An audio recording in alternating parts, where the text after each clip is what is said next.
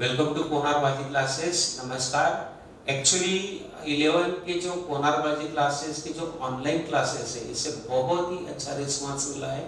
बहुत सारे बच्चों ने इसके अंदर एडमिशन्स ली है और आपको भी अगर ये वीडियो अच्छे लग रहे हैं तो आप भी इसमें एडमिशन ले सकते हैं। एडमिशन लेने के लिए सबसे पहले आपको प्ले स्टोर में जाके कोनारबाजी क्लासेस का ऐप जो है उसे आपको डाउनलोड करना है और डाउनलोड करने के बाद फिर आपको सिस्टम में एंट्री दी जाएगी, यानी सिस्टम में आप इंक्लूड हो जाएंगे। और अगर आपको फोन नंबर्स कोनारबाजी क्लासेस के हमने वीडियो के एंड में नंबर्स दिए हुए हैं, या फिर आप जस्ट डायल से भी इसे कांटेक्ट कर सकते हैं। और आप देखेंगे कि वीडियो के एंड में भी हमने हमारे क्लासेस मतलब कि जो ऐप उसकी लिंक दी हुई है, या फिर आप डायरेक्टली प्ले स्टोर में जाके भी कोनारबाजी क्लासेस की ऐप को आप डाउनलोड कर सकते हो, जो सबसे अच्छा तरीका है। ओके, तो आप जल्दी से जल्दी आपका एडमिशन कंफर्म कीजिए और ऑनलाइन कोचिंग के साथ जुड़ जाइए। Okay, thank you. Welcome to Konarbaji classes. आज हमारा 5th लेक्चर को हम स्टार्ट कर रहे हैं। We are learning at the basic concepts of biology. Actually biology विषय जो है, सब्जेक्ट जो है, इसको समझने के लिए जो फंडामेंटल नॉलेज हमें लगने वाला है उसके बारे में हम यहाँ पर जानकारी ले रहे हैं। एक्चुअली एक सिंपल सा एग्जांपल हम देखते हैं कि कोई मशीन है या कोई गाड़ी है जिसे आपको खोलना है, और वो गाड़ी आपको खोलना है, उसके अंदर बहुत सारे नट्स होंगे, ओके, और उसके अंदर बहुत सारे स्क्रू होंगे, और उनको खोलने के लिए आपके पास अगर कोई टूल नहीं है या फिर आपके पास प्रॉपर टूल नहीं है तो क्या आप उसे खोल पाएंगे? तो आप बहुत कोशिश करने के बाद भी आप देखेंगे आप उसे खोल नहीं पाएंगे, क्योंकि वहां पर आपको एक एप्रोप्रिएट टूल की जरूरत है। एक दूसरी सिचुएशन है, अगर हम किसी गैरेज में जाते हैं तो वहां पर आप देखते हैं कि बहुत एक सिस्टम होती है, एप्रोप्रिएट टूल्स होते हैं, उनके पास एक स्किल होता है, और वहां पर हम देखते हैं कि वहां पर आसानी से वो उस गाड़ी की इंजन को मतलब निकालते हैं, खोलते हैं, उसको रिपेयर करते हैं, वापस उसको लगा देते हैं। तो इसमें इस बात में ऐसा हमारा ध्यान है कि किसी भी कॉम्प्लेक्स मशीन को खोल सकते हैं, लेकिन आपके पास उसके टूल्स होने चाहिए, और सेकंड आपके पास स्किल होना चाहिए। तो same thing is apply for biology also. अगर बायोलॉजी आपको अच्छी तरह से सीखना है तो बायोलॉजी के टूल्स कौन से हैं? तो बायोलॉजी सीखने के लिए जो टूल्स आपके पास चाहिए वो है टर्मिनोलॉजी। विदाउट टर्मिनोलॉजी या बायोलॉजी के अंदर जितने वर्ड्स यूज होते हैं, ज्यादातर इन वर्ड्स का आपको मीनिंग पता होना चाहिए। अगर किसी बच्चे को अगर मीनिंग सही तरीके से पता है तो उसको कंसेप्ट अंडरस्टैंडिंग में बहुत ज्यादा हेल्प होती है। क्योंकि जब आप क्लासरूम में बैठते हो तो आपके टीचर्स आपको जो बता रहे हैं, तो टीचर ने दिया मतलब टीचर का हर एक स्टेटमेंट आपको 100% दिमाग में फिट होना चाहिए। लेकिन मैंने ऐसे महसूस किया था ज्यादातर बच्चों को 50% ही समझ में आता है टीचर ने जो कह दिया। इसका कारण है कि उनके पास वो बेसिक फंडामेंटल नॉलेज नहीं है, वो टर्मिनोलॉजी नहीं है, और न होने की वजह से उनकी ग्रास्पिंग पावर अच्छी होने के बावजूद वो 50% ही सब्जेक्ट को समझ पाते हो। तो कई बार हम कहते हैं कि हमारी ग्रास्पिंग पावर कम है, तो दो मित्रों मैं ऐसे कहूंगा कि ग्रास्पिंग पावर कम जो है ऐसे नहीं कहेंगे हम, तो ग्रास्पिंग पावर हमारी जबरदस्त होती है। अगर ऐसा होता तो हमें 3 घंटे का पिक्चर कैसे याद रह जाता? आप किसी पिक्चर को गए, मूवी को गए, वहां पर आपने 3 घंटा देखा, उसके बाद पूरा का पिक्चर आपके ध्यान में रहता है, मतलब आपके ग्रास्पिंग पावर में कोई प्रॉब्लम नहीं है। द थिंग इज दैट उस सब्जेक्ट को फिर ये applicable to any kind of subject हो सकता है। फिजिक्स की अपनी एक लैंग्वेज है, ओके, फिजिक्स की लैंग्वेज मैथमेटिक्स है, ओके, तो हर सब्जेक्ट की अपनी एक लैंग्वेज होती है। बायोलॉजी की लैंग्वेज है टर्मिनोलॉजी, ओके। तो किसी भी सब्जेक्ट को समझने से पहले उसके फंडामेंटल्स अगर आप अच्छी तरह से समझ लेंगे तो मुझे नहीं लगता है कि सब्जेक्ट आपको डिफिकल्ट लगेगा। और कई बार सब्जेक्ट डिफिकल्ट लगने का कारण भी जो टीचिंग फैकल्टी होती है वो होती है कि उन्होंने उस तरह से सब्जेक्ट कभी आपको एक्सप्लेन नहीं किया है, या आपको समझाया नहीं गया है, या फिर कुछ लूपहोल्स उसके अंदर रखे गए हैं, और जिस वजह से वो सब्जेक्ट आपको डिफिकल्ट लगने लग गया। तो मेरे इतने साल के टीचिंग के एक्सपीरियंस में मुझे ऐसे मेरे पास ऐसे कई एग्जांपल है कि शुरुआत में बच्चों को बायोलॉजी मतलब अच्छा नहीं लगता था, उनको समझ में नहीं आता था, या बायोलॉजी के बारे में वो निगेटिव थे, और जब मैंने उनको पढ़ाया तो बहुत ही पॉजिटिव हो गए, क्योंकि it's a skill of teacher, okay. तो अपने स्टूडेंट को कैसे अपग्रेड करना है, अपने स्टूडेंट को नीचे से ऊपर कैसे लेके जाना है, it is a skill of teacher end of course इसके लिए आपकी मेहनत भी उतनी ही जरूरी होती है। ओके, तो इस एक शॉर्ट इंट्रोडक्शन के साथ मुझे ऐसा लगा कि ये टाइम है, ये मौका है, ये बात आपके साथ की जाए। ओके, क्योंकि थोड़ा एक ह्यूमन बीइंग करके इमोशंस का भी मतलब एक्सचेंज होना उतना ही जरूरी होता है, क्योंकि ऑलरेडी हम तो एक दूसरे के सामने नहीं है, हम ऑनलाइन हैं, और इसलिए हम देखते हैं कि ये बात करना मुझे जरूरी लगा था। ओके, तो आज हम कुछ टर्मिनोलॉजीज देखते हैं, और टर्मिनोलॉजी के अंदर खास करके मैं आपको ऐसे बताऊंगा कि कुछ पर्टिकुलर वर्ड्स होते हैं, जैसे यहाँ पर हम कुछ लिस्ट बनाए हुए कि कुछ शब्द ऐसे होते हैं जिनके पास प्रीफिक्स या सफिक्स होते हैं, और वो प्रीफिक्स और सफिक्स लगाने की वजह से उस पर्टिकुलर वर्ड्स को कुछ मतलब आता है, उस प्रीफिक्स और सफिक्स का कुछ मतलब होता है, मीनिंग होता है। हम यहाँ पर तीन तरीके से सीखने वाले हैं कि यहाँ पर प्रीफिक्स और सफिक्स हम यहाँ पर देखेंगे, उस का मतलब हम देखेंगे, और उससे कौन से शब्द बनते हैं वो हम देखेंगे। ओके, क्योंकि यहाँ पर तो मैंने फॉर एग्जांपल 2 या 3 वर्ड्स लिखे हैं, आप घर पर इसके लिए एक्सरसाइज कर सकते हैं, आप इसके लिए हर एक के लिए 10-10 वर्ड्स आप लिख सकते हैं, और इसको पढ़ाई ऐसे मत लेना, ऐसे गेम, ऐसे फन, लर्न विद फन, क्योंकि जिस समय आपको ये सारे वर्डिंग्स के साथ आप फैमिलियर हो जाएंगे तो आपको सब्जेक्ट को ग्रैब करने में टाइम नहीं लगेगा, सब्जेक्ट को अंडरस्टैंड करने में को टाइम नहीं लगेगा, and then you find here कि आपकी एफिशिएंसी बढ़ जाएगी, और एफिशिएंसी जब बढ़ेगी तो नेचुरली आपके मार्क अच्छे आएंगे, तो जैसे मार्क अच्छे आते हैं तो लोग उसे होशियार कहते हैं, इंटेलिजेंट कहते हैं। ओके, लेकिन शुरुआत यहाँ से होती है, तो चलो आज हम शुरुआत करते हैं यहाँ पर। ओके, तो जैसे हम पहले देख रहे हैं कि एक सिंपल वर्ड है ए, एंड एड, ये जो तीन आप देख रहे हैं, इससे अब कौन सी, इसका मतलब क्या होता है, कई बार ए, एंड और एड का मतलब होता है अवे, ऑफसेट, ऐसे कहते हैं निगेटिव, इसे कहते हैं, इसका मतलब क्या आता है अवे या फिर अपसेट, ऐसे कहते हैं निगेटिव कहते हैं। तो इससे कौन से वर्ड बनेंगे, जैसे फॉर एग्जांपल देखो, तो ए से ए का एग्जांपल कर देखते हैं, तो असेल्युलर, असेल्युलर मतलब देखते हैं कि जिसकी बॉडी सेल से नहीं बनी है वो असेल्युलर होता है, दैट इज असेल्युलर। ओके, यहाँ पर आप देखेंगे असेल्युलर, जैसे देखते हैं virus, virus is acellular, virus is acellular. Okay, अभी आप देख रहे हैं कोरोना वायरस है कि नहीं, तो उसका इंपैक्ट आपको रहा है, तो मतलब ध्यान रखना कि virus is a border of living and non living, और आपने देखा कि virus is a exception to cell theory, अगर आपने कुछ पढ़े होंगे किताब तो आपको याद आएगा कि virus is exception to cell theory, क्योंकि वायरस की बॉडी सेल से बनी हुई नहीं है, यानी असेलुलर। यानी देखो आपको इतना मजा आने वाला है इसको पढ़ने में, और आप इसको बिल्कुल एंजॉय करेंगे। ओके, तो इसको एकदम लर्न विद फन जैसे आपको लेना है, और इसको फुल एंजॉय करना है, और आपको जितने सारे वर्ड्स यहाँ पर आएंगे घर पर एक्सरसाइज करते हो उतने सारे मैक्सिमम, एटलीस्ट मुझे एक्सपेक्टेशन ऐसा है कि 10-10 वर्ड्स आपको इसके बारे में लिखना है। तो यहाँ पर एक एग्जांपल आ गया ओ सेलुलर। दूसरा अगर एन से आपको देखना है तो यहाँ पर एन से आ गया एनएरोबिक, एनएरोबिक, एरोबिक मतलब in the presence of oxygen, anaerobic meaning absence of oxygen. आप देखते हैं कि रेस्पिरेशन के अंदर यहाँ पर दो टाइप होते हैं, aerobic and second is called anaerobic. Anaerobic means in absence of oxygen, absence of oxygen. Okay, तो पॉइंट यहाँ पर ध्यान रखना है। पर अभी जो मैं टाइम दे रहा हूँ ये बहुत ही इंपॉर्टेंट समय है। ओके, ये बहुत ही इंपॉर्टेंट समय है, और जैसे मैं आपको बोला था कि ये जो यहाँ पर मैं आपके हाथ में वो टूल दे दूंगा जिससे आप कॉम्प्लेक्स से कॉम्प्लेक्स टॉपिक को खुद आसान कर पाएंगे। ओके, तो चलो अभी हम आगे चलते हैं। बाद में यहाँ पर अगर आप देखेंगे यहाँ पर एक वर्ड है that is ana. Ana means इसका मतलब होता है अपवर्ड, अप या फिर अपवर्ड इसको कहेंगे, इट इज कॉल्ड अप और अपवर्ड। इससे देखो कौन से शब्द बनते हैं, जैसे आप एना से बनता है anaphase, anaphase you know it is a type of cell division, prophase, metaphase, anaphase.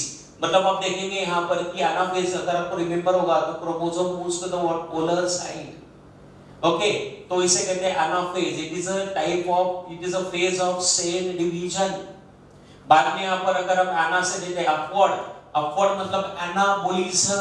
Anabolism आपको पता है, anabolism it is one of the process of what, metabolism, क्योंकि मेटाबॉलिज्म में होता है anabolism and second is called catabolism. तो एना means upward, यानी जब आप सिंपल सब्सटेंस से कॉम्प्लेक्स सब्सटेंस बनाते हैं दैट इज कॉल्ड एनाबोलिज्म।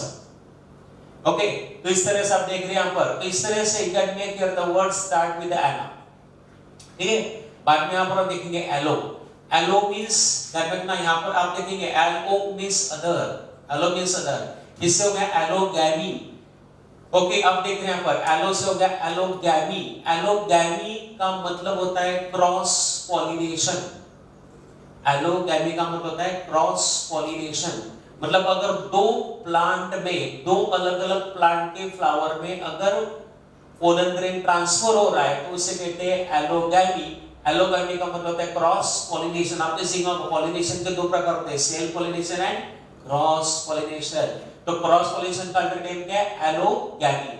अभी यहाँ पर एक हैबिट ना, आपको एक वर्ड, आपको एक आदत लगनी चाहिए as a student of biology, dissection की। अभी आपके सिलेबस में अभी डिसेक्शन प्रैक्टिकल में तो नहीं रखा है, तो आप वर्ड्स का डिसेक्शन कर सकते हैं। डिसेक्शन मतलब उस वर्ड्स को कट करना है, आपको जो वर्ड दिख रहा है उसको डिटेक्टिव की तरह देखना है और उसको कट करना है। जैसे आप एलो और गैमी, हम यहाँ से इसको कट कर सकते हैं।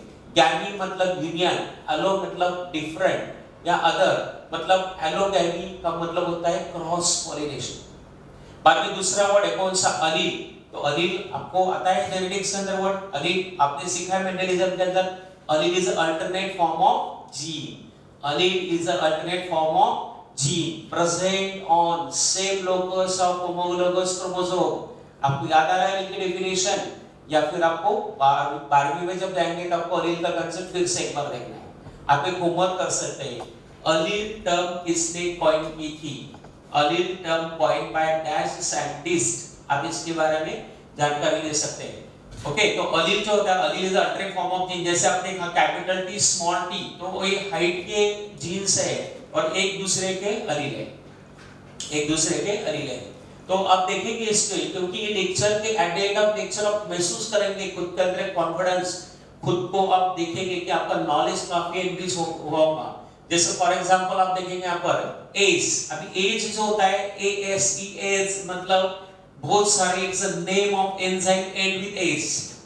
बहुत सारे एंजाइम्स है जिनका एंड में एज होता है, ध्यान रखना एज। ओके, मतलब यहां पर देखना कि amylase and next is what? Carboxylase.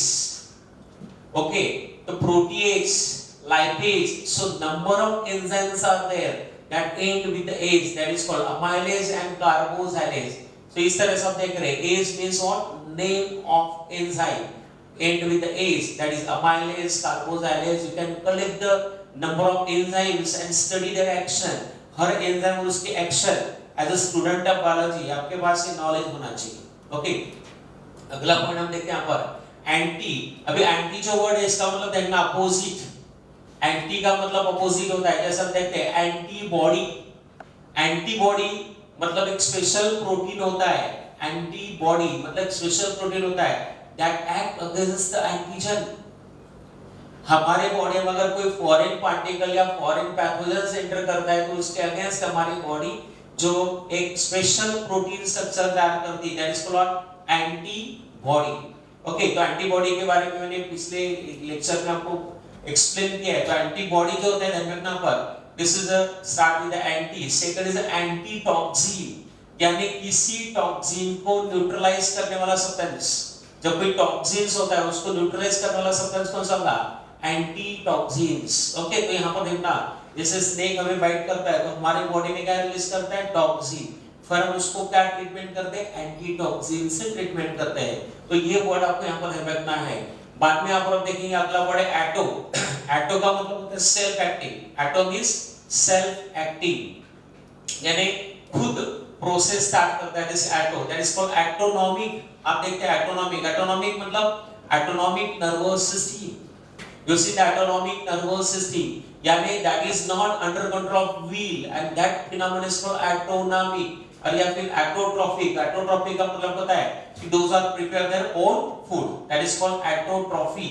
Okay, तो एटो से एटो रेगुलेशन, आप देखते हैं किडनी के अंदर एटो रेगुलेशन होता है, किडनी शोज एटो रेगुलेशन।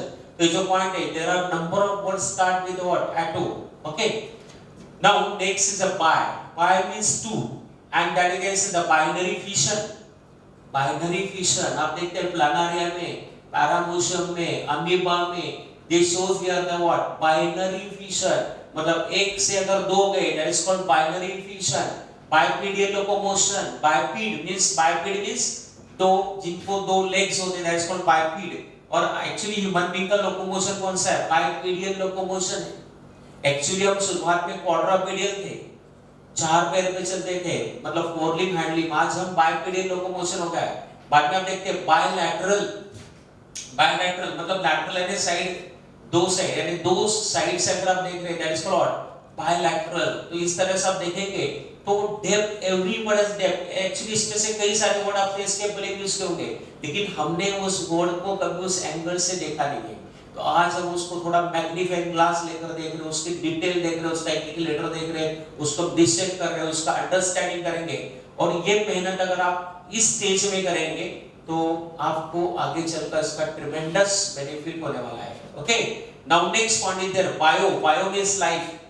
Bio means life. और यहां पर आप देखेंगे biology, biogas and biosphere. All these are the start with the what? Bio. Biomolecules.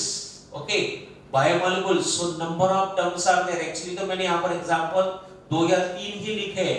तो मुझे आपसे एक्सपेक्टेशन है और आप पर मुझे पूरा भरोसा है कि आप हर जगह में 10-10 एग्जांपल्स लिखेंगे. Okay, now next point is there cide. Cide means to kill. CID, cide means to kill. और साइड में ध्यान रखना इसका जो साइड का मतलब किल होता है. हम देखते हैं पर फंगीसाइड एंड इंसेक्टिसाइड, यानी फंगस को किल करने वाले जो मेडिसिन होगी, केमिकल होंगे, उसे कहते हैं फंगीसाइड कहते हैं. एंड इंसेक्टिसाइड यानी इंसेक्ट को किल करने वाले जो रहते हैं उसे हम कहते हैं इंसेक्टिसाइड. ओके, इस तरह से हम देखेंगे that's called insecticide. To cide means to kill. Okay, तो ध्यान रखना यहाँ पर. नेक्स्ट इज दैट को. ये जो को वर्ड है ना आपको बहुत बार आने वाला है. इट्स वेरी इंपॉर्टेंट वर्ड को. को मींस आप यहाँ पर कार्बन मोनोऑक्साइड वाला नहीं है, ध्यान रखना. तो यहाँ पर को मींस टुगेदर. को मींस टुगेदर. यहाँ पर बहुत इंपॉर्टेंट टर्म आपको समझाने वाला हूँ, इसके बारे में जानकारी हासिल करना. को एंजाइम, को फैक्टर, बहुत ही इंपॉर्टेंट कांसेप्ट है. Co enzyme and co factors, these are associated with the enzyme. वो एंजाइम के साथ एसोसिएट होते हैं और एंजाइम की एफिशिएंसी को बढ़ाते हैं. एंड दैट्स व्हाई तो co enzyme and co factor. Okay, तो दैट स्टार्ट विद द को.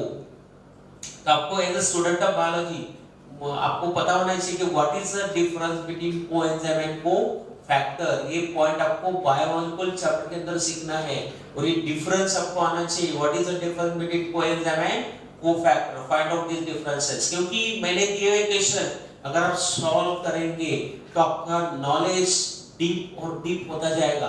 Okay, and you will find here कि आपके पास मतलब पावर आ जाएगी टू सॉल्व द एक कैन से एमसीक्यूज आ रहे. ओके, तो ये पॉइंट यहां पर ध्यान रखना है. अगर आपकी मेमोरी ऐसे बूस्ट होगी. Okay, this are the memory boost करने वाले सारे पॉइंट्स हम यहां पर देख रहे हैं. बाद में हम देखते हैं कोएग्जिस्ट. कोएग्जिस्ट यानी दो ऑर्गेनिज्म जब एक साथ रहते हैं तो उसे कहते हैं कोएग्जिस्ट. ओके, नेचर में सारे organism try to remain coexist. All species on the earth shows what coexist phenomena. Okay, बाद में यहां पर देखेंगे CUT कुट मींस कील. ध्यान रखना पर. अब यहाँ पर कई सारे वर्ड्स आपको आश्चर्य लगेगा कि हमने वर्ड्स तो देखे लेकिन इसके मतलब इस तरह से थे. Cut means can say cute means कील एंड इससे वर्ड बनता है क्यूटेनियस. क्यूटेनियस मींस ध्यान रखना पर.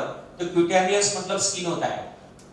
ध्यान रखना पर. क्यूटेनियस हम जो बोलते हैं तो क्यूटेनियस का मतलब स्किन होता है. हम बोलते हैं सबक्यूटेनियस. सबक्यूटेनियस यानी बिलो द स्किन.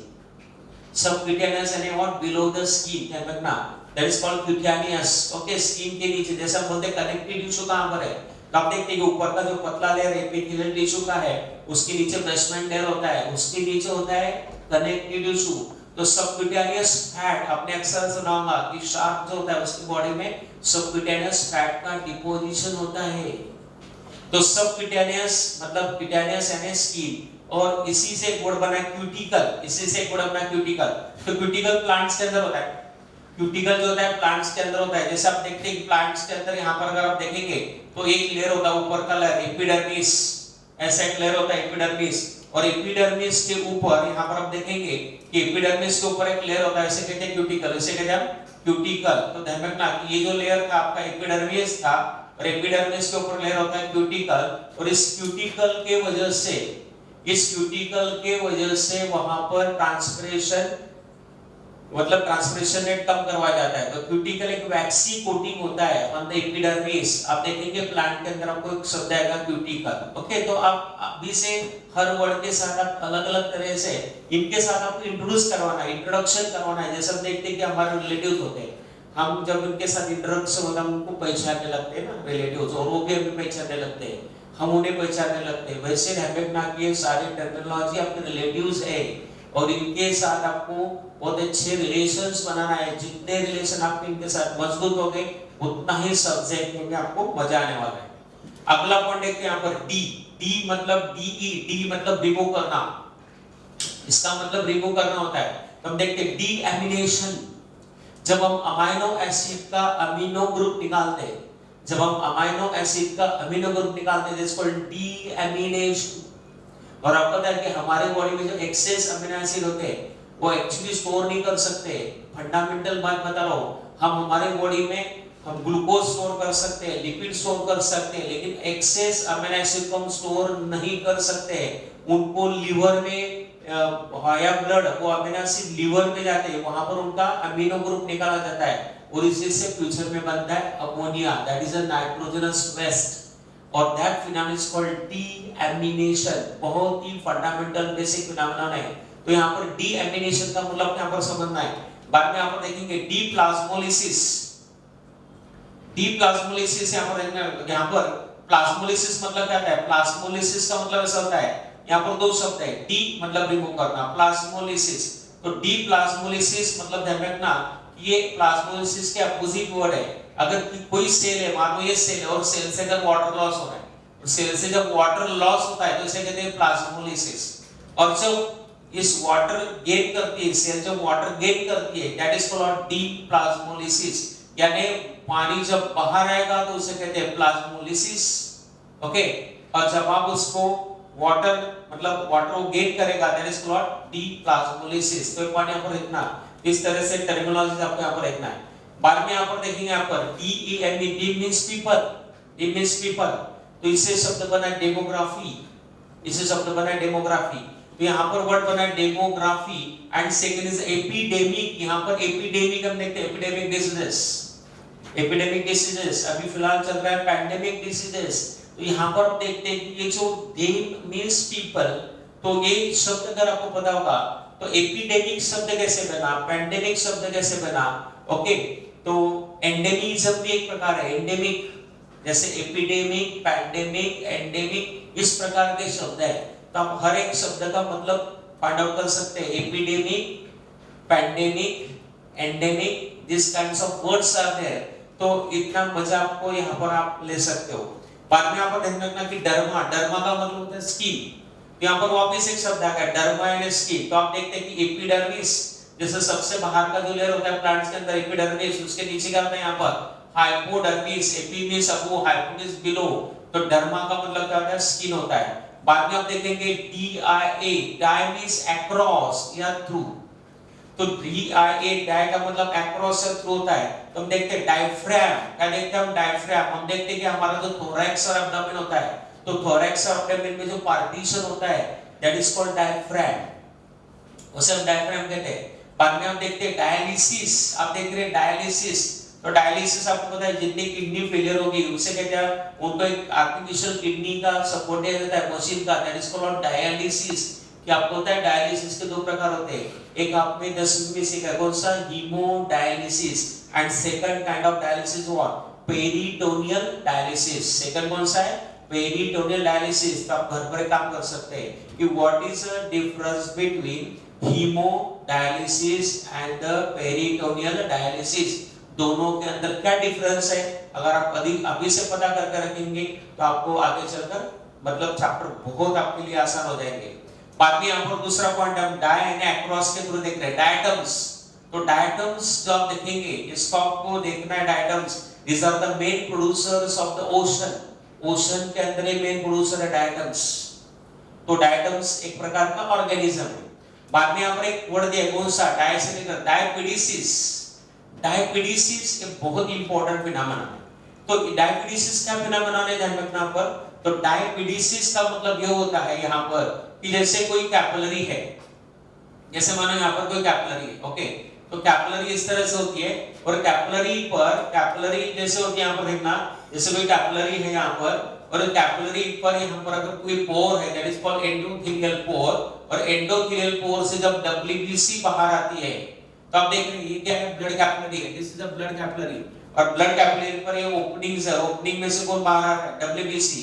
तो phenomenon of we can say the squeezing out of WBC from the endothelial pore of capillary known as diabetes, उसे हम डायबिटीज कहते हैं। तो कैपिलरी में से जब WBC जब बाहर आती है, that phenomenon is called diabetes। तो ये सारे शब्द आपको आगे चलकर लगने वाले हैं, तो इस तरह से हम देखेंगे that start with a बाद में DYS, डिस मतलब बैड होता है, दिस का मतलब बैड होता है। यहाँ पर आप देखेंगे कि डिस मतलब डिसेंट्री, ओके, डिसेंट्री आप देखते हैं, यानी आप देखते हैं कि जब आपके खास करके रेक्टम में अगर कोई प्रॉब्लम हो जाए, तो रेक्टम के अंदर या लार्ज इंटेस्टाइन में अगर कोई इंफेक्शन हो गया, तो वहां पर एक्चुअली हमारा डाइजेशन तो पूरा स्मॉल इंटेस्टाइन में होता है, और अगर वहीं पर कोई पैथोजेंस रहे तो वो फूड एब्सॉर्ब नहीं होता है, और आपको पता है कि फुल्ली डाइजेस्टेड फूड जो होता है स्मॉल इंटेस्टाइन में, जो फुल्ली डाइजेस्टेड फूड होता है उसे कहते हैं चाइल्ड, क्या कहते हैं चाइल्ड। अब देखो एक चाइल्ड शब्द है और दूसरा एक वर्ड है चाइल्ड। अभी थोड़ा मुझे याद आएगा तो मैं आपको ये भी सिखा रहा हूं, कौन सा, चाइल्ड और चाइल्ड। तो चाइल्ड मतलब completely digested food in small intestine, and what is a child, child means partly digested food in stomach. तो चाइल्ड जो होता है वो एसिडिक होता है, चाइल्ड कैसा होता है, एसिडिक, और चाइल्ड अल्कलाइन होता है। तो जब किसी कारण की वजह से आपके स्मॉल इंटेस्टाइन में इंफेक्शन हुआ है, उस समय चाइल्ड का एब्जॉर्प्शन नहीं होगा, and that is release outside the rectum, and that's called dysentery. या कोई ऑर्गन अगर फंक्शन नहीं कर रहा है, when any organ is not properly functioning, that is called dysfunction. तो इस तरह से देखेंगे कि डिस का मतलब बैड होता है, ओके। बाद में यहाँ पर एक कॉमन वर्ड है दैट इज इको। अभी इको का मतलब क्या था, इको का मतलब होता है हाउस होता है, इको मींस हाउस, और इसी से शब्द तैयार होंगे, देखिए कौन से, इकोलॉजी और इकोसिस्टम, यानी इकोसिस्टम एंड इट्स इकोलॉजी। तो आप देखेंगे यहाँ पर ecosystem and ecology, this is regarding we can say the house, यानी यहाँ पर अगर आपको पता चल गया कि ecology means you are studying here the habitats of organisms, okay, means ecology means study of house, मतलब डिफरेंट ऑर्गेनिज्म के हैबिटेट के अगर आप स्टडी करते हैं, that is called ecology. Eco का मतलब हाउस होता है। बाद में यहाँ पर एक इंपॉर्टेंट वर्ड आ रहा है, कौन सा, एक्टोमी। एक्टोमी मींस ध्यान रखना कटिंग आउट, यानी कट करना। एक्टोमी इस शब्द का मतलब होता है कटिंग आउट। और जब आप खास करके बॉडी में कोई सर्जरी करते हैं, और सर्जरी करने के बाद किसी पार्ट को अगर रिमूव कर देते हैं, तो उसे एक्टोमी वर्ड से जोड़ा जाता है, जैसे vasectomy, and next is what, tubectomy। एक वैसेक्टोमी, नेक्स्ट इज ट्यूबेक्टोमी। अपने रिप्रोडक्टिव हेल्थ सेक्शन आपको 10वीं में था, रिप्रोडक्टिव हेल्थ, उसके अंदर आपने सीखा होगा कि यहाँ पर जो कॉन्ट्रासेप्टिव्स होते हैं, यानी चाइल्ड बर्थ को रोकने के लिए सर्जिकल एक मेथड है, उस मेथड के अंदर आपको दो वर्ड आए थे, कौन से, vasectomy and tubectomy. Vasectomy perform in case of what, male, यानी मेल के वासा डिफरेंशियल को कट किया जाता है और उससे स्पर्म रिलीज नहीं होता है। ट्यूबेक्टोमी जो होता है ध्यान रखना, तो जैसे ट्यूबेक्टोमी में अगर आप देखेंगे तो जैसे यूटेरस है और फॉलिपिन ट्यूब है, तो यहाँ पर ध्यान रखना कि जो फॉलिपिन ट्यूब होती है इनको कट किया जाता है, इन फॉलिपिन ट्यूब्स को कट किया जाता है, और जब एक फॉलिपिन ट्यूब को कट किया जाता है दैट इज कॉल्ड ट्यूबेक्टोमी, उसे कहते हैं ट्यूबेक्टोमी, ओके। और वैसेक्टोमी मतलब ध्यान रखना कि वैसेक्टोमी यानी जो टेस्टिस होती है, टेस्टिस से जो ऊपर ढक जाती है, कौन सा, वासा डिफरेंशियल, जो स्पून को कैरी करती है उसे हम कट करते हैं, जैसे टेस्टिस है वासा डिफरेंशियल को कर दिया, that is called vasectomy. Vasectomy means cutting the Vasa differential, जैसे ये टेस्टिस है और ये ऊपर जाने वासा डिफरेंशियल को करना, और ट्यूबेक्टोमी मतलब रिमूवल ऑफ दिस फॉलिपिन ट्यूब। इस तरह से आप देखना कि जैसे हम टॉन्सिल्स को भी निकाल सकते हैं, अगर कोई प्रॉब्लम होगा तो टॉन्सिलेक्टोमी, तो आप इक्टोमी से गेट वाले ऐसे 10-12 शब्द आप कलेक्ट कर सकते हैं। बाद में अगला वर्ड हम देखते हैं इमिया। इमिया मतलब ध्यान रखना कि यहाँ पर कंडीशन ऑफ ब्लड, तो ब्लड के कंडीशंस को इमिया कहते हैं, जैसे कहते हैं एनीमिया। एनीमिया ये शब्द कैसे बना है, एनीमिया का मतलब क्या होता है ध्यान रखना, एनीमिया मतलब दैट आरबीसी काउंट, जो आपका आरबीसी काउंट कम हो रहा है, आपके ब्लड में आरबीसी की कंडीशन अगर अच्छी नहीं है, मतलब absence of RBC is called anaemia. इस तरह देखेंगे यहाँ पर, तो ईमिया बेसिक वर्ड है, कंडीशन ऑफ ब्लड से रिलेटेड है, तो एनीमिया आप इसे कह सकते हैं।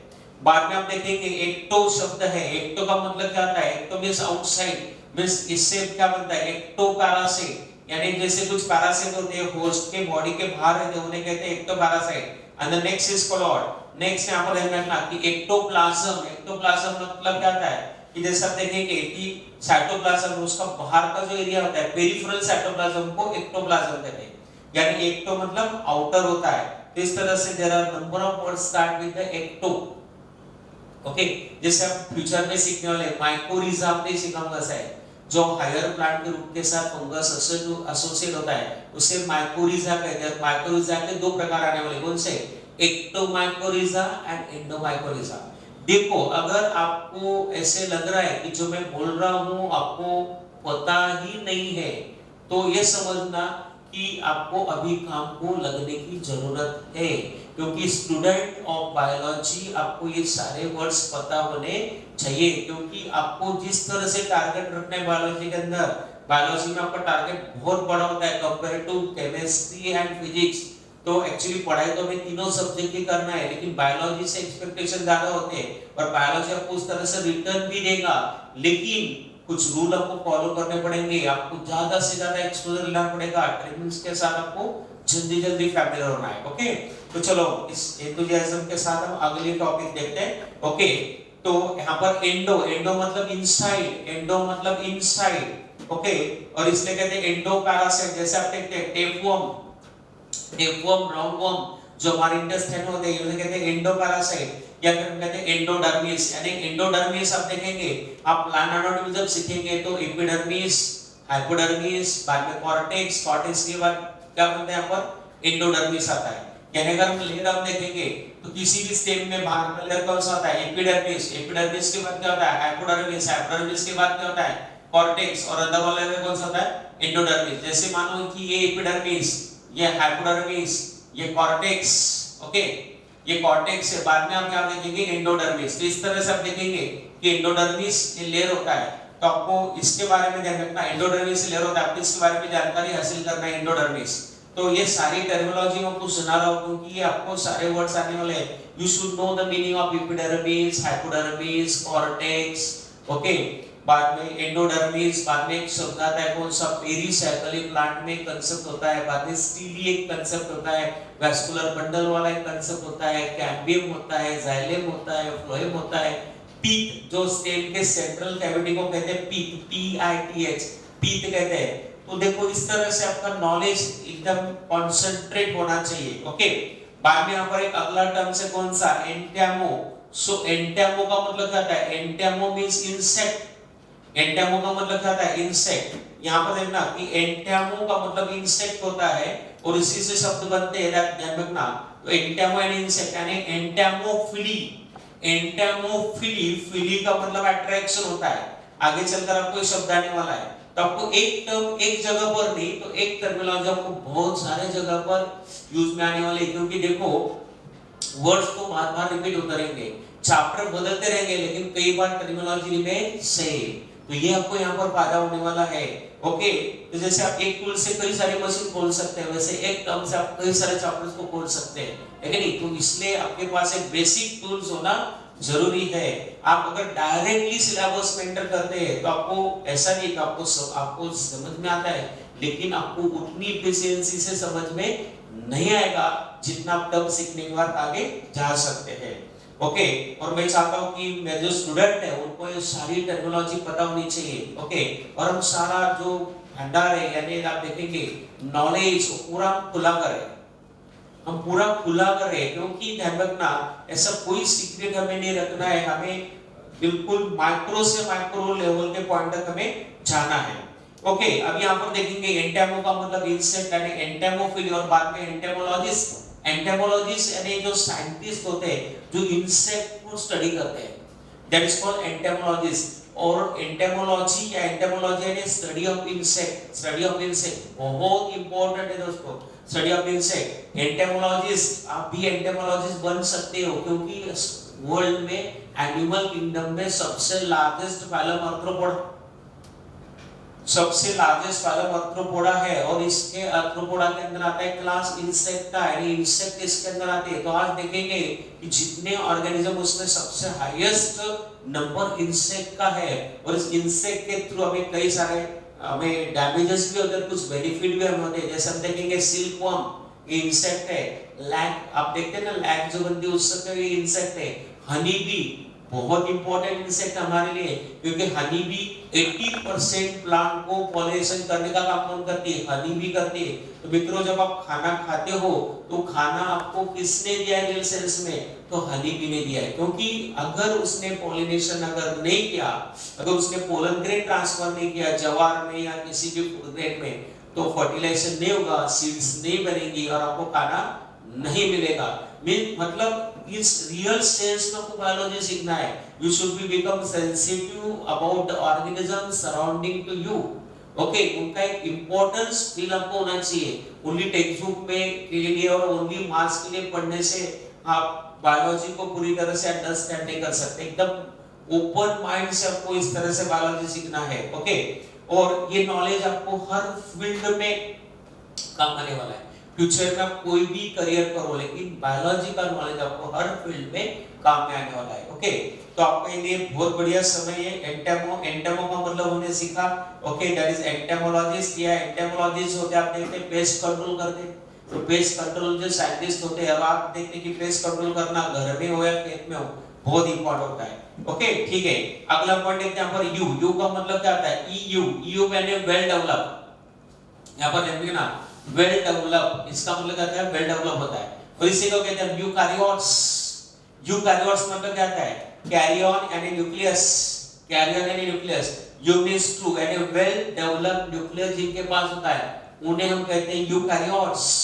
ओके, ऐसे कई सारे वर्ड स्टार्ट विद यू हो गए। तो आप देखना कि जैसे क्रोमैटिन के प्रकार होते हैं, हेटेरोक्रोमैटिन एंड यूक्रोमैटिन। देखो कौन सा बताया मैंने? Heterochromatin and euchromatin. अभी सारी बातें मुझे यहाँ पर बोर्ड पर लिखना पॉसिबल नहीं है, क्योंकि ऑलरेडी मेरे पास बहुत सारा लिखा हुआ है। तो कुछ बातें मैं आपको ओरली बताने की कोशिश करूंगा कि यूक्रोमैटिन एंड हेटेरोक्रोमैटिन। तो आपके लिए बहुत बढ़िया क्वेश्चन आ गया, तो इस क्वेश्चन को आप नोट डाउन करो। What is the difference between euchromatin and heterochromatin? तो क्रोमैटिन के दो टाइप्स होते हैं। ओके, और मैंने आपको बोला है कि सर्चिंग पावर बढ़नी चाहिए। You should be comes in contact with the good books as well as good teacher.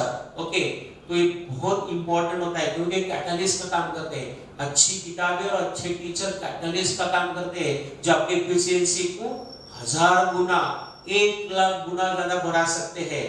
तो you should be always in search of good books and good teacher. Okay, अगला पॉइंट हम देखते हैं यहाँ पर।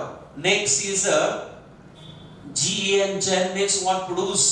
इसमें ना gen means produce। ओके, और जन का मतलब प्रोड्यूस होता है। जैसे आप देखते हैं इसका यूज कहां पर होता है? जीएन। जैसे हमने इसको बाद में लगाया, कुछ वर्ड्स हम पहले लगाते बाद में लगाते। तो एंटीजन, तो एंटीजन आपने देखा है कि एंटीजन्स आर द, आप देखिए कि एंटीजन के रिस्पांस में कौन बनता है? एंटीबॉडी बनती है। एंटीजन्स वो होते हैं कि जब हमारे बॉडी में कोई फॉरेन पार्टिकल्स, केमिकल्स अगर चला जाए तो उसे कहते हैं हम एंटीजन, और इनके रिस्पांस में हमारी बॉडी क्या बनाती है? एंटीबॉडी। बाद में आप देखेंगे यहाँ पर कि पेप्सिनोजन, पेप्सिनोजन कई सारे एंजाइम जब इनएक्टिव मोड में होते हैं तो उन्हें जन शब्द ध्यान रखना लगता है। तो जन मींस प्रोड्यूस, यानी पेप्सिनोजन। आपको बताया कि आपको याद आ रहा है डाइजेशन वाला पार्ट, रोल ऑफ HCl। हमारे स्टमक में पेप्सिनोजन पर जब HCl एक्ट होता है तो उससे हार्मोन बनता है पेप्सिन, एंड पेप्सिन को प्रोड्यूस करने वाला कौन है? पेप्सिनोजन। तो जन का मतलब प्रोड्यूस, यानी पेप्सिनो, पेप्सिन को धारण करने वाला कौन है? पेप्सिनोजन। ऐसे बहुत सारे एंजाइम हैं। एंजियोटेंसिनोजन एक हार्मोन है, कौन सा? किडनी के अंदर, एंजियोटेंसिनोजन। तो एंजियोटेंसिनोजन से बनता है एंजियोटेंसिन। तो you may find out angiotensin का संबंध किडनी से है, तो आप उसके बारे में भी पढ़ाई कर सकते हो। Okay, there are so many words that start with what? Gen. Gen means to produce. Okay, now the next word is a geo. Geo means earth. Geo means earth। ऐसे कहते हैं जियोट्रॉपिक। ओके, जैसे हम कहते हैं geotropic, तो positively geotropic आप सीखने वाले हैं कि रूट जो होते हैं वो पॉजिटिवली जियोट्रॉपिक होते हैं, रूट जो होते हैं वो जमीन की तरफ बढ़ते हैं, और शूट जो होता है निगेटिवली जियोट्रॉपिक होता है, तो शूट हमेशा जमीन के ऊपर बढ़ता है और रूट जमीन के नीचे बढ़ता है। तो जियोट्रॉपिक मींस अर्थ, इस तरह से आप देखेंगे, मतलब सॉरी जियो का मतलब अर्थ और जियोट्रॉपिक, ट्रॉपिक मींस आप देखेंगे यहाँ पर ट्रॉपिक शब्द में आगे चलकर आने वाला है, तो इस तरह से हम देखेंगे यहाँ पर, तो ये मूवमेंट हम इसको कह सकते हैं। तो movement towards earth that is geotropic and movements away from earth that is called negatively geotropic। तो positively geotropic कौन है? रूट है, और negatively geotropic कौन है? स्टेम है। ओके, तो ये पॉइंट आपको यहाँ पर ध्यान रखना है, ठीक है। बाद में यहाँ पर बहुत इंपॉर्टेंट शब्द आने वाला है दोस्तों, that is called ग्लूको और ग्लाइको। ग्लूको और ग्लाइको, तो ग्लूको ग्लाइको का मतलब होता है स्वीट, इसे कहते हैं हम स्वीट। ओके, ग्लूकोग्लाइको मतलब स्वीट, इससे शब्द क्या बना है? ग्लूकोज। तो जब भी अभी हम बहुत बार सुना होगा ग्लूकोज, लेकिन क्या आपको पता था ग्लूको का मतलब स्वीट होता है, ग्लूकोज। ओके, तो यहाँ पर देखना कि ग्लूकोज में ग्लूको का मतलब स्वीट होता है। बाद में हम देखेंगे ग्लाइको, तो ग्लाइको शब्द ही होता है, ग्लूको और ग्लाइको दोनों का मतलब स्वीट है। तो आप देखते हैं ग्लाइकोलिसिस, ग्लाइकोलिसिस बहुत ही इंपॉर्टेंट फिनोमेनन है हमारे बॉडी के अंदर। तो ग्लाइकोलिसिस जो आपके बॉडी में आपको जो एनर्जी मिल रही है, एटीपी मिल रही है, तो ग्लूकोज को सबसे पहले ब्रेक डाउन करने वाली पहला फिनोमेनन कौन सा है? ग्लाइकोलिसिस। ओके, तो ग्लाइकोलिसिस ध्यान रखना कि हमारे बॉडी में अंदर हर लिविंग ऑर्गेनिज्म में जितना भी रेस्पिरेशन होता है, रेस्पिरेशन की पहली स्टेप जो है, चाहे एरोबिक हो एनारोबिक हो, दोनों की कॉमन प्रोसेस है glycolysis and a breakdown of glucose into pyruvic acid. शायद आपने 10वीं में सीखा है, आपने 10वीं सीखा है 3 कार्बन वाले 2 मॉलिक्यूल, एक पायरुविक एसिड और एक लैक्टिक एसिड। तो ग्लूकोज का पायरुविक एसिड में कन्वर्ट होना, इसे कहते हैं ग्लाइकोलिसिस। तो ध्यान रखना कि ग्लाइकोलिसिस में आपको पूछूंगा right 3 alternate name for glycolysis. तो ग्लाइकोलिसिस फिनोमेना ऑफ रेस्पिरेशन में जाइए और वहां पर आपको ग्लाइकोलिसिस के 3 अल्टरनेट नेम लिखना है। ओके, तो एक तरफ से मैं आपको इंफॉर्मेशन दे रहा हूं, दूसरी तरफ से आप बुक से लाने वाले हैं, तो आप सोचिए कि आपके पास कितना बड़ा नॉलेज का फ्लो हो सकता है अगर आप सही तरीके से काम करेंगे तो। ओके, ओके, तो ग्लाइको तक हो गया। अगला हम टर्म देखते हैं यहाँ पर, दैट इज कॉल्ड हीम और haemo.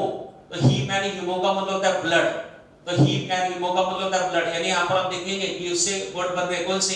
Haemoglobin.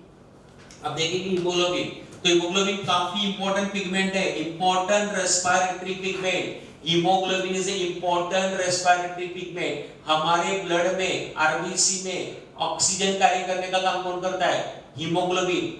90% oxygen, 97% oxygen carried by haemoglobin. तो पॉइंट यहाँ पर ध्यान रखना है। तो इस हीमोग्लोबिन के बारे में बहुत कुछ जानकारी आपको लेना है। अगर आप हो सके तो आप एक काम कर सकते हैं कि हीमोग्लोबिन के बारे में 10 पॉइंट लिखो। तो हीमोग्लोबिन कौन सा प्रोटीन है, हीमोग्लोबिन के अंदर क्या केमिकल कंपोजिशन है, हीमोग्लोबिन बनता कैसे है, हीमोग्लोबिन ब्रेकडाउन कहां पर होता है, इसमें कितने अमीनो एसिड की चेन है, हीमोग्लोबिन से रिलेटेड डिसऑर्डर कौन से, हीमोग्लोबिन से रिलेटेड डिसीजेस कौन से है, इतनी जानकारी आप कर सकते हैं। मतलब एक-एक शब्द को आपको, एक-एक शब्द आपको बिल्कुल डीपली नॉलेज दे सकता है। Only you have to be work in that order. Okay, haemoglobin. दूसरा एक इंपॉर्टेंट कांसेप्ट आपको इंट्रोड्यूस करवाने वाला कौन सा? Haemophilia. Hemophilia is a kind of disorder. ये भी कलर ब्लाइंड के तरह, मैंने लास्ट लेक्चर में था आपको colour blind, x linked recessive disorder, x linked recessive disorder, वैसे हीमोफिलिया भी x linked recessive disorder. Haemophilia में होता क्या है? हीमोफिलिक पीपल जो होते हैं उनका ब्लड क्लॉट नहीं होता है, क्योंकि उनके ब्लड में जो क्लॉटिंग फैक्टर्स होते हैं, वो क्लॉटिंग फैक्टर एब्सेंट होने के वजह से उनका ब्लड क्लॉट नहीं हो पाता है, तो that condition is called haemophilia. Okay, तो हीमोफिलिया के भी टाइप्स होते हैं, हीमोफिलिया के भी टाइप्स होते हैं। तो you should find out the types of haemophilia. Question क्या है? Types of haemophilia. क्योंकि मैंने यहाँ पर ऐसी टर्मिनोलॉजी सिलेक्ट की है जो हमारे सिलेबस में हमें लगातार रखने वाली है, और मैं चाहता हूं कि अभी से आप अच्छी तरह से ट्रेन हो जाए। तो हिटेरो का मतलब क्या होता है? हिटेरो का मतलब डिसिमिलर होता है। तो हम देखते हैं हेटेरोजाइगस, आपने सीखा होगा, होमोजाइगस, हेटेरोजाइगस। हेटेरोजाइगस मतलब जैसे हम देखेंगे कि कैपिटल टी स्मॉल टी अगर मैं ऐसे लिखता हूं तो इसे कहेंगे हम हेटेरोजाइगस। Okay, heterozygous. बाद में हम देखते हैं यहाँ पर हेटेरोट्रॉफिक मतलब हम देखते हैं जैसे एटोट्रॉफिक होता है उसके अपोज में कौन सा होता है हेटेरोट्रॉफिक, यानी जो खुद का फूड नहीं बना पाते उन्हें कहते हैं हम heterotrophic. Okay, autotrophic mode of nutrition, heterotrophic hetero यानी डिफरेंट होता है, डिसिमिलर होता है। हेटेरोडोंट ये काफी इंपॉर्टेंट टर्मिनोलॉजी है। ओके, हेटेरोडोंट ये जो टर्मिनोलॉजी आपके लिए काफी इंपॉर्टेंट टर्मिनोलॉजी है। डोंट यानी टीथ, यहां पर आप देखेंगे हेटेरोडोंट का मतलब different types of teeth. Okay, जब भी आप मॉर्निंग में ब्रश करते हो तो ध्यान रखना कि आपके दांत 4 प्रकार के हैं, और जब आपके दांत 4 प्रकार के होते हैं दैट इज आप देखेंगे सामने वाला दांत कौन से होते हैं, incisors, canines, premolar and molar. तो 4 प्रकार के दांत है, हमारे सारे दांत एक जैसे नहीं है, तो 4 अलग-अलग कैटेगरी के दांत है और इसे कहते हैं हेटेरोडोंट। इसे कहते हैं हेटेरोडोंट। ह्यूमन टीथ के बारे में आपको कई सारी टर्मिनोलॉजी आने वाली, उसमें से एक इंपॉर्टेंट शब्द है हेटेरोडोंट। डायफाइडोंट ऐसा भी एक शब्द है, डायफाइडोंट यानी हमें 2 बार दांत आते हैं, milk teeth and second is called permanent teeth. Okay, तो इस तरह से हम देखेंगे तो ये हेटेरोडोंट शब्द काफी इंपॉर्टेंट है। बाद में यहाँ पर एक इंटरेस्टिंग पॉइंट आपको आने वाला है कि होमो एक लैटिन वर्ड है और होमो एक ग्रीक वर्ड है, लेकिन जो होमो लैटिन वर्ड होता है उसका मतलब ह्यूमन होता है। होमो लैटिन वर्ड का मतलब ह्यूमन होता है और इससे ह्यूमन का साइंटिफिक नेम होता है होमो सैपियंस। तो homo sapien is a scientific name of modern man. तो ध्यान रखना कि आजकल जो मॉडर्न मैन है तो हमारा नाम है होमो सैपियंस। ओके, तो और आगे चलकर जो ह्यूमन बीइंग आने वाला है उसे कहते हैं होमो सैपियन फ्यूचरिस, यानी आज मिलियन साल के बाद जो नेक्स्ट ह्यूमन बीइंग आएगा that is called homo sapien फ्यूचरिस। लेकिन आज का जो मॉडर्न मैन है उसे कहते हैं होमो सैपियंस। और होमो जो ग्रीक वर्ड है इसका मतलब होता है अलाइक, इसका मतलब होता है अलाइक, यहां पर देखेंगे so that is called alike, यानी इसे कहते हैं सिमिलर, इसे कहते हैं सिमिलर। अलाइक का मतलब होता है सिमिलर, ध्यान रखना। तो होमो यानी इससे वर्ड बनता है होमोजाइगस। मैंने आपको बताया अगर कैपिटल टी अगर दोनों एक साथ है तो इसे कहते हैं होमोजाइगस। और बाद में बहुत इंपॉर्टेंट है होमोलोगस क्रोमोसोम। अगला टर्म है होमोलोगस। होमोलोगस का मतलब क्या, अगर कोई क्रोमोसोम है ध्यान रखना कि अगर क्रोमोसोम तो chromosomes which are morphologically physiologically and genetically similar.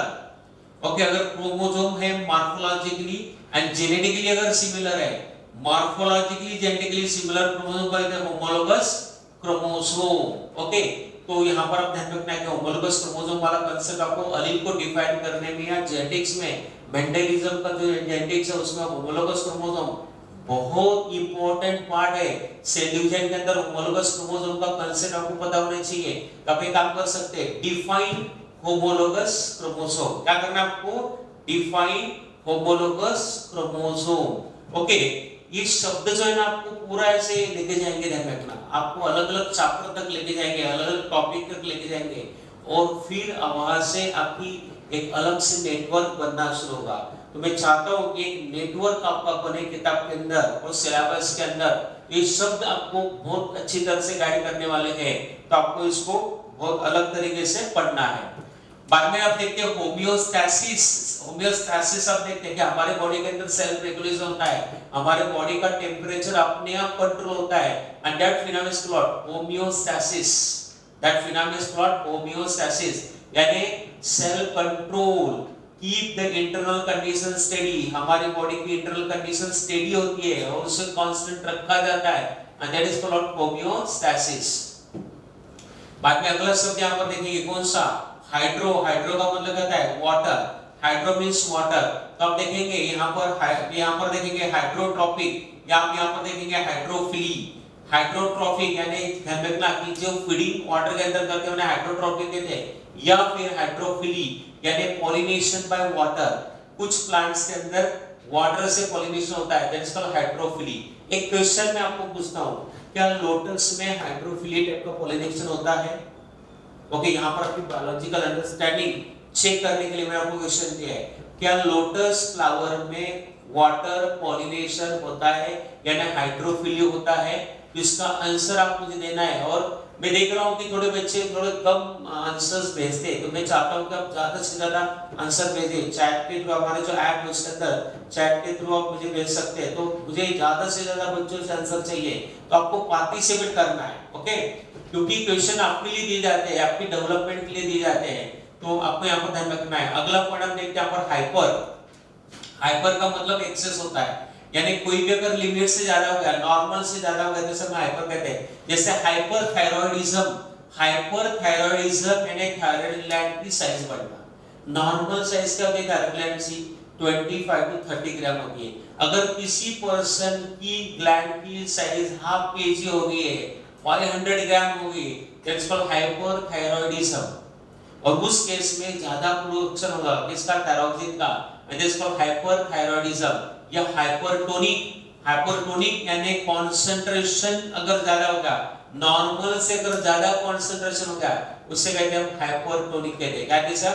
Hypertonic कहते हैं। बाद में आप देखते हैं कि हाइपो, हाइपो का मतलब बिलो होता है। जैसे यहाँ पर एक वर्ड में आपको दे सकता हूँ, hypertension, make blood pressure more than normal. Normal से ज्यादा ब्लड प्रेशर जब होता है, इसे कहते हैं हाइपरटेंशन कहते हैं। तो यहाँ पर इससे वर्ड बनेगा हाइपरटेंशन। तो बहुत सारे वर्ड्स आप बना सकते हैं। मैं तो चाहता हूँ कि 10-10 वर्ड्स आप मुझे बना के दो। आप उसको क्या करो, एक नोटबुक में लिखना, ये वर्ड्स बनाओ, आप उसके फोटोग्राफ मोबाइल में निकालो और अपने जो आप ऐप के थ्रू मुझे भेज सकते हैं। असाइनमेंट जो है ना, आप ध्यान रखना कि ऐप के थ्रू आप मुझे इसको भेज सकते हैं। तो ध्यान रखना, तो एक बार ऐप को अच्छी तरह से चेक कर लो, उसके सारे फंक्शन चेक कर लो, ओके। उसके स्टडी मटेरियल में भी मैंने कुछ एनिमेटेड वीडियोस वहां पर रखे हुए हैं, तो आपसे रिलेटेड आपको जो समझने चाहिए, आपको जो देखने चाहिए, ऐसा एक सिलेक्शन मैंने वहां पर रखा है सब्जेक्ट से रिलेटेड, आप उसे भी चेक कर सकते हो, ओके। क्योंकि उसको एक सिलेक्शन क्राइटेरिया, क्योंकि आप जब जाएंगे तो इन जनरल आप कोई भी वीडियो देख के आपको फायदा नहीं, आपके लेवल का आपको समझ में आने वाला, आपके सिलेबस से रिलेटेड और आपको नॉलेज एनरिच करने वाले ऐसे कुछ वीडियोज सिलेक्ट किए हुए जो हमारे स्टडी मटेरियल में हमने रखे हुए, वहां पर आपको जाके देखना है उसको। बाद में हम देखेंगे इन का मतलब नॉट। इन का मतलब होता है नॉट। हम कई बार होते हैं इनडाइजेशन, इनडाइजेशन मतलब जो डाइजेशन नहीं हुआ, तो इनडाइजेशन। देखो इनडाइजेशन, इनका मतलब नॉट होता है इनडाइजेशन, या फिर आप कह सकते हैं इनसोल्यूबल, जो सोल्यूबल नहीं है, that is called insoluble, okay. तो ये आपको यहां पर ध्यान रखना है, दैट इज कॉल्ड इन। बाद में आप देखेंगे inter, inter means between, inter means between, between, and that is intercellular. जैसे आप देखेंगे ये सेल है and this is a cell है, ए और बी सेल है, और ये दो सेल के बीच में अगर बात करते हैं यहाँ पर, that is called intercellular. Intercellular मतलब ध्यान रखना पर, हम कई बार बोलते हैं इंटरसेलुलर स्पेस। इंटरसेलुलर स्पेस मतलब सेल ए और सेल बी के बीच में जो स्पेस है उसे कहते हैं इंटरसेलुलर स्पेस, यानी in between the two cell the space is present, that is called intercellular. कई बार वर्ड्स में, कंसेप्ट में हमें कंफ्यूजन होने की वजह से हम बोलते हैं ना सिली मिस्टेक, जो कहते हैं सिली मिस्टेक। सिली मिस्टेक कई बार ऐसा होता है कि अक्सर बच्चे 2 साल सीखते हैं, लास्ट में प्रीलिम देते हैं, और प्रीलिम जब कम मार्क आते हैं उनको अगर पूछा जाए क्यों मार्क आ रहे तो बोलते सिली मिस्टेक। तो ये सिली मिस्टेक क्यों रह गई? सिली मिस्टेक रहने का कारण यही है कि हमने कुछ पॉइंट को इग्नोर किया है, हमने उस सब्जेक्ट के फंडामेंटल्स को इग्नोर किया है, हम उसको ग्रांटेड कर लिया है, हम समझ के चल रहे कि हमें आ रहा है सर।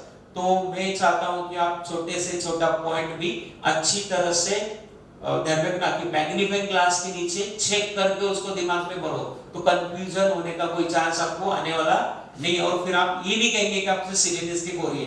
तो लास्ट में टीचर को बहुत थोड़ा सा मतलब एक्चुअली अच्छी फीलिंग नहीं होती जब उसका एक अच्छा स्टूडेंट है कि सिली मिस्टेक की वजह से मेरे मार्क है, ओके। तो इसलिए prevention is better than cure, और इसलिए हम बेसिक टर्मिनोलॉजी से हमने शुरुआत की है, ओके। तो कभी-कभी बच्चों को लगता है कि सर ये तो हमें पता है, ये तो हमें आता है, लेकिन ध्यान रखना कि यहाँ से आपको फिर से न्यू फ्रेश स्टार्ट करना है, और ओवर कॉन्फिडेंस, हमें किसी कॉम्प्लेक्स में नहीं रहना है, ना हमें सुपीरियर कॉम्प्लेक्स में रहना है, ना हमें इंफीरियर कॉम्प्लेक्स में रहना है, हमें एक नॉर्मल लेवल लेकर चलना है, ओके। क्योंकि आप अगर सुपीरियर कॉम्प्लेक्स में है तो एक समय आने वाला है जब आप इंफीरियर कॉम्प्लेक्स में जाओगे, और जब अगर आप इंफीरियर कॉम्प्लेक्स में है तो एक समय आने वाला है आप सुपीरियर कॉम्प्लेक्स में आएंगे। तब किसी कॉम्प्लेक्सिटी में नहीं रहना है, हमें ये जो ज्ञान है इसको बहुत अच्छी तरह से दिमाग के अंदर सेट कर लेना है, ताकि हमें विनर बनना है। और विनर बनने वाला जो होता है तो आपको you should be alert about wordings are there. तो इंट्रा का मतलब विदिन होता है, और इंट्रा सेलुलर मतलब विदिन से। विदिन से अगर आप सेल के अंदर की बात करते तो इंट्रा सेलुलर, दो सेल के बीच में बात करते तो इंटर सेलुलर, और विदिन सेल कहते हैं इज कॉल्ड इंट्रा सेलुलर। ध्यान रखना, this called intra cellular. Okay, तो कौन यहाँ पर देखना है कि कई बार आपको एक वर्ड आता है कि virus is a intracellular parasite. क्या कहते हैं वायरस को? Virus is a intracellular parasite. तब देखेंगे आपको अगर वर्डिंग से रिलेटेड कोई स्टेटमेंट याद आ रहा है, जब तक आपने अभी बायोलॉजी सीखा, आपने तो 5th स्टैंडर्ड से बायोलॉजी सीखा है। ओके, तो 5th स्टैंडर्ड से बायोलॉजी सीखने के वजह से आपको ऑलरेडी ये सारे वर्ड्स ऑलरेडी पता है, और इसलिए ध्यान रखना कि आप इस वर्ड्स का एप्लीकेशन भी करना है। हो सके तो बायोलॉजी के एक दो स्टेटमेंट जो आपने अभी तक सीखे हैं उनको लिखो, क्योंकि सुनना, लिखना और उसका रिकॉल करना एक बहुत ही इंपॉर्टेंट फिनोमेनन है। Okay, without writing and without recalling the things आप उसको दिमाग के अंदर उतार नहीं सकते। ओके, जैसे कोई संगीतकार होता है, म्यूजिशियन होता है, गाने का रियाज करता है, उसी तरह से हमें वही तो सारे गम 7 सुर तो लगाता है, लेकिन हर दिन लगाता है। वैसे ही बायोलॉजी के अंदर इस टर्मिनोलॉजी को आपको बहुत अच्छी तरह से सीखना है। ओके, तो अगला पॉइंट आइसो। आइसो का मतलब क्या है? सिमिलर यानी इक्वल। सिमिलर मतलब इक्वल, आइसो मतलब सिमिलर या फिर इक्वल होता है। अब कहते हैं आइसोटोनिक। अगर दो सॉल्यूशंस आपने लिए, अगर उनका कंसंट्रेशन यदि अगर सेम है, दैट इज कॉल्ड आइसोटोनिक। अगर सॉल्यूशन का कंसंट्रेशन आइसोटोनिक, या फिर अगर दो गैमेट है और बिल्कुल ध्यान रखना कि दीज आर मॉर्फोलॉजिकली सेम है, अगर इनका यूनियन होता है, union of similar gametes is called isogamy. The gametes, if they are morphologically similar and identical, अगर उनका फ्यूजन होता है, उनसे अगर फर्टिलाइजेशन होता है, that is called isogamy। या अलगी में सीखने वाले, अलगी में आपको टॉपिक आने वाला है isogamy, anisogamy। ओके, तो इस तरह से देखेंगे ugamy, isogamy, anisogamy, ugamy। गैमी का मतलब होता है यूनियन, तो एक शब्द से दूसरा, दूसरे से तीसरा, तीसरे से चौथा, ऐसी कनेक्टिविटी, एक नेटवर्क आपको डेवलप करना है। ओके, बाद में हम देखेंगे अगले टर्म यहाँ पर एनाइसो। एनाइसो का मतलब क्या है? डिसिमिलर। और इससे एक वर्ड है कौन सा? Anisogamy. That is called anisogamy. Anisogamy का मतलब क्या है? तो फ्यूजन ऑफ डिसिमिलर गैमेट। जैसे आप देखेंगे कि गैमेट छोटा है और एक गैमेट बड़ा है। Okay, this is a gamete, that is a dissimilar gamete. जैसे आप देखेंगे कि जनरली ये मेल गैमेट है, ये मेल गैमेट, और एक कौन सा? फीमेल गैमेट है। तो यहाँ पर आप देख रहे हैं कि मेल गैमेट छोटा है और उसको फ्लैजेला है, जबकि फीमेल गैमेट बड़ा है और उसको फ्लैजेला नहीं है। यानी मेल गैमेट के पास मोटिलिटी है, फीमेल गैमेट के पास मोटिलिटी नहीं है। That is called anisogamy. आप ध्यान रखना, एक्चुअली अगर आप एनाइसोगैमी की बात करते हैं तो मोटिलिटी इसे भी आपको दिखानी पड़ती है, लेकिन थिंग इज दैट यहाँ पर ध्यान रखना, क्योंकि मोटिलिटी नहीं दिखाएंगे तो वो गैमी हो जाएगा। तो एनाइसोगैमी में मतलब हमने क्या देखा कि दो गैमेट्स है, उनकी साइज अलग है। ओके, बोथ आर मोटाइल, दोनों मोटाइल है, लेकिन उनकी साइज में फर्क है, dissimilar. That is called anisogamy. Okay, तो एनाइसोगैमी का मतलब हमने क्या सीखा कि दो गैमेट है, उनकी साइजेस अलग-अलग है। ओके, और दोनों के पास मोटिलिटी है, that is called anisogamy. Okay, बाद में आप देखेंगे अपन आइटिस। आइटिस का मतलब क्या है? आइटिस यानी इन्फ्लेमेशन। इन्फ्लेमेशन यानी सूजन। मैंने आपको बोला था यहाँ पर ये अपेंडिसाइटिस। अपेंडिसाइटिस मतलब अपेंडिक्स को सूजन आना। और दूसरा यहाँ पर कंजक्टिवाइटिस। कंजक्टिवाइटिस यानी कंजक्टिवा जो होता है आई के अंदर, अगर उसे सूजन आ गई तो दैट इज अपेंडिसाइटिस और कंजक्टिवाइटिस। यानी आइटिस का मतलब सूजन है। अब जिस ऑर्गन के साथ भी आइटिस जोड़ देंगे उसको सूजन आ जाएगी। कितना सिंपल है देखो, अगर आप किसी ऑर्गन के साथ आइटिस जोड़ेंगे तो वहां पर सूजन आ जाएगी। जैसे आप देखते हैं यहाँ पर कि मेनिंजाइटिस, मेनिंजाइटिस यानी ब्रेन के जो मेम्ब्रेन्स है उनका अगर सूजन आ गई तो उसे कहते हैं मेनिंजाइटिस। ओके, तो इस तरह देखेंगे कि आइटिस यानी अर्थराइटिस। अर्थराइटिस यानी अर्थरो मतलब जॉइंट, जॉइंट के साथ सूजन आ गई, अर्थराइटिस। तो इस तरह से आप ये टर्मिनोलॉजी का बहुत अच्छी तरह से यूज कर सकते हैं। एक्चुअली लेक्चर लेंदी ना हो इसलिए थोड़ा मैं यहाँ पर खत्म कर रहा हूँ, क्योंकि आगे का भी लेक्चर हमारा टर्मिनोलॉजी पर बेस्ड है और कुछ फंडामेंटल बातें जो है बायोलॉजी की है। और एक्चुअली मैंने आपको बोला है कि हो सके कि इसमें से आपको कुछ बातें अभी समझ में ना आए, लेकिन ध्यान में रखना कि ये फ्यूचर के हिसाब से बहुत ही इंपॉर्टेंट है। जितना हो सके आप इस लेक्चर्स को रिपीटेड तरीके से देखो, इसको समझने की कोशिश करो, क्योंकि ये राइट टाइम है। क्योंकि बिगिनिंग में इसके लिए हमें टाइम मिलता है, बाद में आप जब रोटेशन में आ जाएंगे, जब आपके सारे शेड्यूल्स एकदम रेगुलर से हो जाएंगे, तो आप इसके लिए समय निकाल नहीं पाओगे और फिर बाद में आप कहोगे सर मार्क क्यों कम मिले, सर सिली मिस्टेक होगी। तो मैं चाहता हूं कि हमारी कोई सिली मिस्टेक ना हो और हमें ज्यादा से ज्यादा मार्क मिले और हमें एफिशिएंट रहना है, टाइम एफिशिएंट। क्योंकि देखो बच्चों, हमें फिजिक्स, केमिस्ट्री, बायोलॉजी तीनों सब्जेक्ट को अच्छे से पढ़ना है। कुछ बच्चे बायोलॉजी ज्यादा पढ़ते रहते हैं, लेकिन मैं तो हमेशा कहूंगा कि देखो जब तक आपको तीनों सब्जेक्ट में अच्छे मार्क नहीं आएंगे, आपका नंबर किसी भी अच्छे मेडिकल कॉलेज में लगने वाला नहीं है। तो मैं चाहता हूं कि आप जो है बायोलॉजी के अंदर ट्रिक से सीखो, कम समय में ज्यादा सीखो, बचा हुआ टाइम ऑफ फिजिक्स को दो, बचा हुआ टाइम ऑफ केमिस्ट्री में दो और आपका एक बढ़िया सा स्कोर तैयार करो और आप किसी अच्छे इंस्टीट्यूट में आपकी एडमिशन होनी चाहिए। ओके, तो आपको एडमिशन के लिए बेस्ट विशेष। और मैंने आपको जो होमवर्क आपको दिया है, होमवर्क को कंप्लीट करना है, बीच बीच में जो क्वेश्चन पूछे हैं उसके आंसर्स मुझे आपको भेजना है। ओके, तो आज का लेक्चर हम यहाँ पर खत्म करते हैं, फिर हम अगले लेक्चर में फिर से मिलेंगे। Okay, thank you.